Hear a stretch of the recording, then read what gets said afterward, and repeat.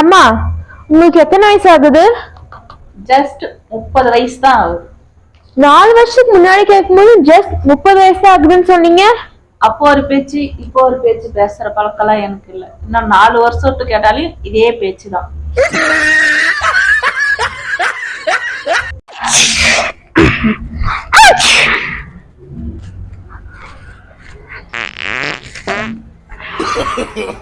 No, no, no, no.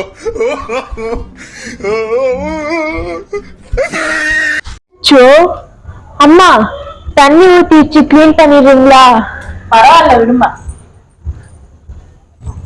எப்படிமா ஊத்துச்சு? என்ன கொடுமை சார் இது?